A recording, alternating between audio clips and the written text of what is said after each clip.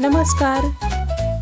आपल्या प्रत्येक घरातील लाडक्या गृहिणींसाठी अत्यंत उपयुक्त अशा किचन टिप्स. Tip number 1. घरात भाजीला काहीच नसेल तर बटाट्याची वेफर्स पाण्यात भिजवून त्याची भाजी आपण करू शकतो. अगदी छान लागते. Tip number 2. तेलाच्या किटलीखाली नेहमी एखादी प्लेट ठेवा. किचन ओटा तेलकट होत नाही आणि नेहमीच स्वच्छसुद्धा राहतो. Tip number 3. शेंगदाणे भाजून घेण्याआधी थोडेसे उन्हात ठेवल्यास आणि मग भाजल्यास गॅसची बचत होते. Tip number 4. जांभळाच्या रसात सैंधव मीठ घालून नियमित पिल्यास किडनी स्टोन फुटून बाहेर येण्यास मदत होते. Tip number 5. ज्या मुलांचे डोळे घारे असतात अशा मुलांचा मेंदू खूप मजबूत असतो. लक्षात ठेवण्याची ताकद त्यांची खूप जास्त असते. Tip number 6. डोकेदुखी असेल तर गरम दूध पिण्यास द्यावे.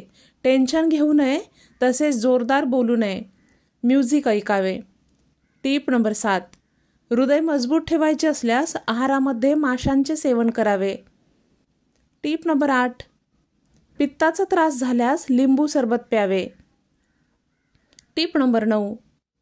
लायटर बंद पडला असेल तर 2 तास उन्हात ठेवा. लायटर पुन्हा पूर्वीप्रमाणेच सुरू होईल. तसेच लायटर पाण्यात किंवा आगीशी संपर्क येईल असा ठेवू नये. Tip number 10. अशक्तपणा जाणवत असेल तर जेवणापूर्वी फळे खावीत. अशक्तपणा जाऊन ताकद येते. Tip number 11. पाळीच्या काही समस्या असतील व कमी रक्तस्राव होत असेल तर आहारात सीझनल फळांचा समावेश करावा. गरम पाणी प्यावे. नियमित दुधाचे सेवन करावे. Tip number 12. औषधे गरम पाण्यासोबत घेतल्यास त्याचा प्रभाव लवकर दिसायला लागतो. Tip number 13. बाभळीच्या शेंगांचे चूर्ण चमचाभर घेऊन मधासोबत सकाळ संध्याकाळ आठवडाभर घेतल्यास हाडे मजबूत होतात. तसेच तुटलेले हाडसुद्धा जोडले जाते आणि सांध्यांमधील चिकट पदार्थ वाढून सांधेदुखी बरी होते. Tip number 14. सर्दी खोकला होऊन छातीत कफ साठला असेल तर निलगिरी तेल 2-3 थेंब घेऊन चमचावर साखरेत टाकून घ्यावे. असे दिवसातून 3 वेळा करावे.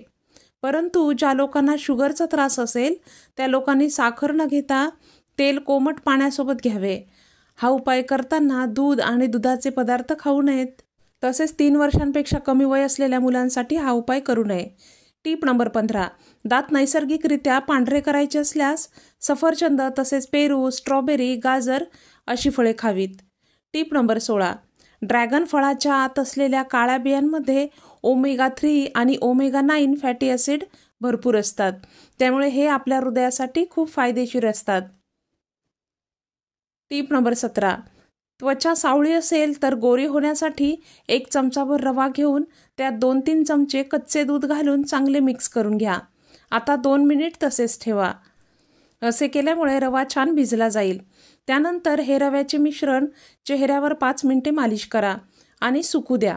चेहरा धुतल्यानंतर तुम्हाला जो फरक दिसेल तो अगदी फेशियल सारखा असेल. Tip number 18. ज्या महिला स्तनपान करतात अशा महिलांनी थंड पदार्थ खाणे टाळले पाहिजे. Tip number 19. खायचे पान अथवा विडा खाल्ल्यास मेंदू जास्त सक्रिय होतो. त्यामुळेच जेवणानंतर विडा अवश्य खा. त्यामुळे शरीरात कॅल्शियमची कमतरता होत नाही. विड्याचे पान खाताना देठ तसेच टोकाचा भाग आणि शिरा काढून टाकाव्यात. Tip number 20. थंडीच्या दिवसात गाजराचा हलवा अवश्य खावा. या हलव्यामुळे अंगदुखी बरी होते, अशक्तपणा निघून जातो आणि कंबरदुखीसुद्धा बरी होते. Tip number 21. थंड दुधात कापूस भिजवून डोळ्यांवर ठेवल्यास डोळ्यांना आराम मिळतो. Tip number 22. चहा पिल्यामुळे युरिक ॲसिड वाढते. त्यामुळेच पोटात ॲसिडिटी आणि गॅसची समस्या होते. परंतु थंडीच्या दिवसात चहा पिण्याची सवय असेल तर चहा पिण्यापूर्वी ग्लासभर पाणी नक्की प्यावे. त्यामुळे पाण्याची पूर्तता होऊन पोटातील विषारी द्रव्य बाहेर टाकण्यास मदत होते. Tip number 23. हृदयरोग अथवा हार्ट अटॅक येऊन गेलेल्या लोकांनी खजूर आणि लसणाचे नित्य सेवन डॉक्टरांच्या सल्ल्याने करावे. Tip number 24. बौद्धिक काम करणाऱ्या लोकांनी कोशिंबीर, फळे, रायता, सरबत तसेच हिरव्या पालेभाज्या जास्त खाव्यात. त्यामुळे त्यांची काम करण्याची शक्ती वाढते. शिवाय यामुळे वजनसुद्धा वाढत नाही. Tip number 25. तुम्हाला दूरचे दिसत नसेल व नजर त्यामुळे कमजोर झाली असेल तर गाजर आणि मधाचे एकत्रित सेवन करावे. टीप नंबर 26. मोहरीचे अथवा बदामाचे तेल नाकावर लावल्यास झोप छान येते व नाक बंद होत नाही. टीप नंबर 27. अर्धा चमचा बोरिक ॲसिड, चमचाभर गव्हाचे पीठ आणि अर्धा चमचा साखर घेऊन मिक्स करा. यात 2 ते 3 चमचे दूध घालून पुन्हा मिक्स करा. आता हे मिश्रण अर्धा तास तसेच ठेवा. अर्ध्या तासात हे मिश्रण थोडे घट्टसर होते. हे मिश्रण किचनमध्ये, सिंकमध्ये, रॅकवर थोडे थोडे लावून घ्या. त्यामुळे घरातील झुरळे नाहीशी होतात. टीप नंबर 28. सॅलडमध्ये घालायची फळे चिरल्यानंतर लगेचच दह्यात घालावीत, म्हणजे ती काळी पडणार नाहीत, किंवा फळांना लिंबाचा रस चोळल्यास फळे काळी पडत नाहीत. टीप नंबर 29. पातळ चटण्यांना हिंग, मोहरी, जिरे तसेच कढीपत्त्याची फोडणी दिली तर ते जास्त चवदार लागतात. टीप नंबर 30. ब्रेड रोल करताना ताजा आणि मऊ ब्रेड घ्यावा. ब्रेड शिळा असेल तर ब्रेडची स्लाईस पाण्यातून काढून रोल करताना कुस्करेल आणि रोल करता येणार नाही. टीप नंबर 31. टाचदुखी खूपच वाढली असेल, खूप औषधे खाऊन सुद्धा ठीक होत नसेल आणि सकाळीच उठून चालणे फारच कठीण झाले असेल तर हा सोपा उपाय करून बघा. त्यासाठी हळद व मेथी पावडर समप्रमाणात घ्या. सकाळी व संध्याकाळी 3-4 ग्रॅम ही पावडर कोमट पाण्यासोबत घेण्याची सवय लावा. तसेच मालिशसाठी मोहरीचे तेल सर्वोत्तम असते.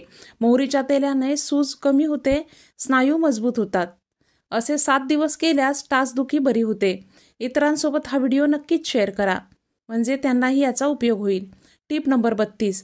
शारीरिक अवयवांची अनैच्छिक हालचाल होत असेल, जसे की मान कापणे, हात थरथरणे, जीभ अडखळणे, अशा लोकांसाठी उत्तम उपयोगी इलाज आयुर्वेदामध्ये सांगितलंय. बाजारात मिळणारे महानारायण तेल घरी आणून ज्या अवयवांची हालचाल होत असेल तिथे दिवसातून 2 वेळा हलक्या हाताने मालिश करा. शिवाय कवच बीज नावाची जी पावडर आहे ती सकाळ संध्याकाळ 1-1 चमचा दुधासोबत अथवा पाण्यासोबत घेतल्यास अवयवांची होणारी अनैच्छिक हालचाल बंद होते. टीप नंबर 33. शरीरावर खाज तसेच डाग असतील, स्किन प्रॉब्लेम्स असतील तर केळे कुस्करून त्यात गाईचे दूध, कापूर आणि खोबरेल तेल घालून मिक्स करा. या मिश्रणाचा लेप या डागांवर लावा. 2 ते 3 वेळा हा उपाय केल्यास डाग निघून जातात. हे मिश्रण लावून अर्ध्या तासानंतर धुवून टाका. टीप नंबर 34. 2 ते 3 लवंग 1 कपभर पाण्यात 5 ते 7 मिनिटे उकळून कोमट असताना गाळून घोट पिल्याने उलटी आणि मळमळच्या समस्या दूर होतात. टीप नंबर 35. 40 नंतर देखील आपले सांधे आणि पाय उत्तम आणि मजबूत राहण्यासाठी आजपासूनच आपल्या आहारात रोज 1 ग्लास दुधाचा समावेश करावा. दूध पिल्याने हाडाचे कॅल्शियम टिकून राहते. तर या होत्या आजच्या टिप्स. आजच्या टिप्स तुम्हाला आवडल्या असतील तर व्हिडिओला नक्कीच लाईक करा. तसेच हा व्हिडिओ इतरांसोबत जास्तीत जास्त शेअर करा. आणि अशा नवनवीन टिप्स हव्या असतील आणि चॅनलला सबस्क्राईब केलं नसेल तर चॅनलला प्लीज सबस्क्राईब करा. शेजारील बेल आयकॉनसुद्धा प्रेस करा, म्हणजे चॅनलवर अपलोड झालेल्या व्हिडिओचं नोटिफिकेशन ताबडतोब तुम्हाला मिळेल. पुन्हा भेटूयात. धन्यवाद.